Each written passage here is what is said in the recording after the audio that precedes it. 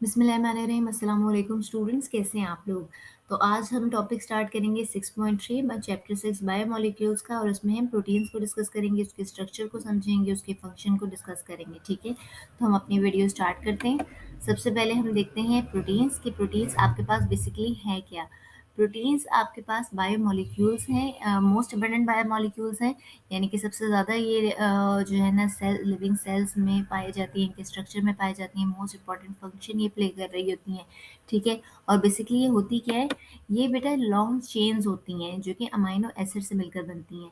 Amino acids, बहुत सारे amino acids आपस में ज्वाइन करती हैं थ्रू पेप्टाइड बॉन्ड और लॉन्गर चेन्स बनाती हैं, और इन चेन्स को हम पॉलीमर्स भी कहते हैं। प्रोटीन बेसिकली पॉलीमर्स है, डिफरेंट अमाइनो एसिड्स जब आपस में ज्वाइन करती हैं। ये अमाइनो एसिड की जो सीक्वेंस है ना प्रोटीन की चेन में, ये प्रोटीन का शेप भी डिसाइड करती हैं और उसका फंक्शन भी डिसाइड कर रही होती हैं। ये स्ट्रक्चर प्रोटीन का हाईली स्पेसिफिक होगा। थोड़ा सा भी चेंज अमाइनो एसिड की सीक्वेंस में हुआ तो वो पूरा फंक्शन चेंज कर देगा। सही है, तो अमाइनो एसिड्स को डिस्कस करते हैं कि अमाइनो एसिड्स क्या है। अमाइनो एसिड्स बेसिकली प्रोटीन के अगेन बिल्डिंग ब्लॉक्स हैं, और हमारी बॉडी में तकरीबन कह लें कि 100+ अमाइनो एसिड्स हैं, लेकिन सबसे ज़्यादा अबेंडेंट 20 अमाइनो एसिड्स हैं।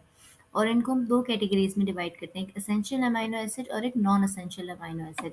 एसेंशियल अमाइनो एसिड्स वो हैं जो कि बॉडी के अंदर सिंथेसाइज नहीं हो सकते, वो आपने डाइट के थ्रू ही लेने हैं, जैसे कि लाइसिन हो गया, मिथ्योनिन हो गया, ट्रिप्टोफैन हो गया, वेलाइन हो गया। इसके अलावा भी तो काफ़ी एग्जांपल्स हैं। सही, और जो आपके पास नॉन एसेंशियल अमाइनो एसिड्स हैं, वो आपके पास जो है आपकी बॉडी के अंदर सिंथेसाइज हो सकती हैं, आपको किसी डाइट के थ्रू लेने की ज़रूरत नहीं है। जैसे कि एलाइन हो गया, स्पार्टिक एसिड हो गया, ग्लूटामिक एसिड हो गया, सेराइन हो गया, ये आपके नॉन एसेंशियल अमाइनो एसिड्स के एग्जांपल्स हैं। सही, आपका अगर अमाइनो एसिड्स का अगर हम बेसिक स्ट्रक्चर डिस्कस करें, तो इसमें जो है सबसे पहला ग्रुप आपके पास आ रहा है, एक अमाइनो ग्रुप आ रहा है। सही है, ये बेसिक फंक्शनल ग्रुप है। सही, और ये as a proton acceptor act करता है। ठीक है, दूसरे आपके पास एक कार्बोक्सिल ग्रुप आ रहा है। ठीक है, कार्बोक्सिल ग्रुप एक एसिडिक फंक्शनल ग्रुप है, और ये प्रोटॉन डोनर के तौर पर एक्ट करता है। एक हाइड्रोजन एटम लगा हुआ है, सही है, जो कि डायरेक्ट अल्फा कार्बन के साथ ज्वाइन हुआ हुआ है, और एक साइड चेन है जिसे हम आर ग्रुप कहते हैं।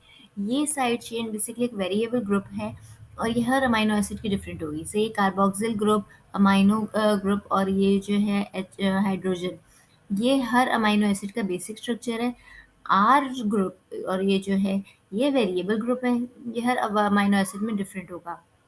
और यही जो है ना ग्रुप, ये केमिकल प्रॉपर्टीज भी डिफाइन करेगा कि पोलर होगा, नॉन पोलर होगा, एसिडिक होगा, बेसिक होगा, आपका अमाइनो एसिड कैसा होगा। सही, और अगर आप इसका स्ट्रक्चर देखें दोबारा, तो अमाइनो ग्रुप इसके एक वन साइड के अल्फा कार्बन की वन साइड के ऊपर लगा हुआ है, कार्बोक्सिल ग्रुप इसी कार्बन की सेकेंड साइड के ऊपर लगा हुआ है। ये साइड चेन वेरी करेगी और इसको एक यूनिक कैरेक्टर देगी। सही, और जो अमाइनो एसिड जब दूसरे अमाइनो एसिड के साथ ज्वाइन करता है ना, तो एक कार्बोक्सिल ग्रुप दूसरे अमाइनो एसिड के अमाइनो ग्रुप के साथ ज्वाइन करता है और पेप्टाइड बॉन्ड बनाता है, जो कि मैंने पहली स्लाइड में भी बताया था कि अमाइनो एसिड लॉन्ग चेन्स बनाते हैं through peptide bond in a protein. सही, ये अमाइनो एसिड था। अब अमाइनो एसिड के बाद आप देखें कि आप हम प्रोटीन के जो है सोर्सेज और फंक्शंस को डिस्कस कर लेते हैं। प्रोटीन की सोर्सेज आप लोग देख रहे हैं कि दो तरह के हैं, कि एक तो एनिमल प्रोटीन है, मीट हो गया, बीफ हो गया, चिकन हो गया, फिश हो गया, और दूसरे एग्स भी हो गए, ये भी आपके पास जो है ना एक एनिमल सोर्स ही है। मिल्क में भी थोड़ा प्रोटीन होता है, बेसिकली ये डेयरी प्रोडक्ट है आपकी। ये पल्सेस हो गए, बीन हो गए। ठीक है, तो ये दो तरह के सोर्सेज हैं। आपके जो ये एसेंशियल अमाइनो एसिड है ना, ये बेसिकली आपको एनिमल प्रोटीन से ही मिल रहे होंगे। ठीक है, इसलिए कभी भी आपका जो एनिमल प्रोटीन है ना, वो आपके प्लांट सोर्स के इक्वल नहीं होगा, क्योंकि उसके अमाइनो एसिड्स और हैं, इसके अमाइनो एसिड्स और हैं। ठीक है, तो ये बेसिकली डिफरेंस होता है आपके वेजिटेरियन डाइट में और नॉन वेजिटेरियन डाइट में। सही, इसका फंक्शंस अगर हम प्रोटीन के देखें, तो ये आपके सेल मेम्ब्रेन का बड़ा मेन पार्ट है। सही, सेल स्ट्रक्चर में फिर एक तरह से एक बहुत वाइटल रोल प्ले कर रहा है। कुछ प्रोटीन्स जो हैं वो कोलेजन हैं, हो गई, केराटिन हो गया। ये कार्टिलेज हेयर्स, आपके कार्टिलेज हेयर्स और नेल्स का बड़ा ही जो है ना स्ट्रक्चरल फ्रेमवर्क बना रही हैं। कुछ एंजाइम्स प्रोटीन होते हैं, ये वो स्पेशल टाइप्स ऑफ प्रोटीन है जो कि हमारे जितने भी बायोकेमिकल रिएक्शंस हो रहे हैं ना बॉडी के अंदर, उनको कैटेलाइज कर रहा है। ठीक है, कुछ प्रोटीन्स जो हैं एज अ हार्मोन एक्ट करते हैं और डिफरेंट बॉडी प्रोसेसेस को रेगुलेट कर रहे होते हैं। सही है, जैसे कि हीमोग्लोबिन हो गया, haemoglobin RBC red blood cell के अंदर प्रेजेंट होता है और पूरी बॉडी के अंदर ऑक्सीजन ट्रांसपोर्ट कर रहा है। तो ये कितना इंपॉर्टेंट फंक्शन है। सही। अगर दूसरे इंपॉर्टेंट फंक्शंस जो हैं वो हम देखते हैं कि आप देखें एक्टिन और मायोसिन। एक्टिन और मायोसिन आपके मसल सेल के अंदर प्रेजेंट होती हैं एज इन कॉन्ट्रेक्टाइल प्रोटीन्स, और ये मस्कुलर कॉन्ट्रैक्शन के लिए भी रिस्पॉन्सिबल है, मूवमेंट के लिए भी रिस्पॉन्सिबल है। ठीक है, जब आपकी मसल कॉन्ट्रैक्शन होती है तो बेसिकली एक्टिन और मायोसिन के फिलामेंट्स एक दूसरे के ऊपर स्लाइड ओवर कर रहे होते हैं ताकि आपका मसल मूवमेंट प्रोड्यूस कर सके। सही। दूसरी आपकी फिब्रिन आ गई। फिब्रिन आपकी ये ब्लड क्लॉटिंग प्रोटीन है जो कि ब्लीडिंग स्टॉप करने के काम ब्लीडिंग स्टॉप करती है आफ्टर एन इंजरी। अगर कोई भी ब्लड वेसल जैसे कि डैमेज हो गई है तो फिब्रिन जो है ना एक मैश लाइक स्ट्रक्चर बनाती है, एक मैश लाइक नेटवर्क बनाती है फाइबर्स का, जो कि ब्लड सेल को ट्रैप कर देता है और एक क्लॉट सा बनाता है।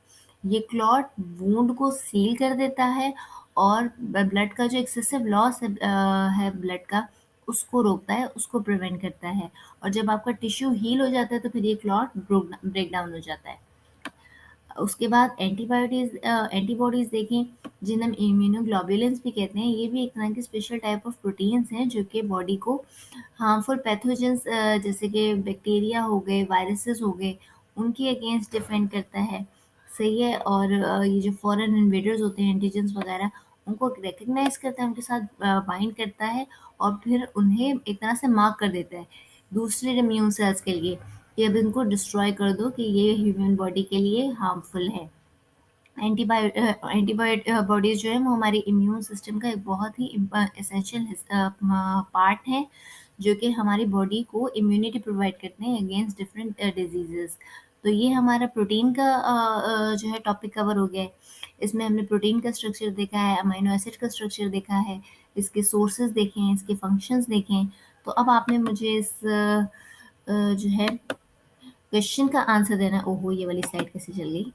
अच्छा जी, तो अब आपने मुझे इस क्वेश्चन का आंसर देना है कमेंट सेक्शन में कि अमाइनो एसिड को कौन सा कंपोनेंट है जो कि उसको यूनिक प्रॉपर्टीज उसकी डिफाइन कर रहा है, उसका अमाइनो ग्रुप, उसका कार्बोक्सिल ग्रुप, उसका आर ग्रुप या साइड ग्रुप, या फिर हाइड्रोजन ग्रुप। ठीक है, तो यहाँ पर हमारी वीडियो एंड हो गई है। आप लोगों को अगर इस वीडियो से कुछ भी सीखा है तो इस वीडियो को लाइक करें, शेयर करें, सब्सक्राइब करें चैनल को, और क्वेश्चन का आंसर लाजमी करें, फीडबैक दें। आपका फीडबैक हमें बहुत ज़्यादा इंकरेजमेंट देता है। Thank you so much. Allah हाफिज़।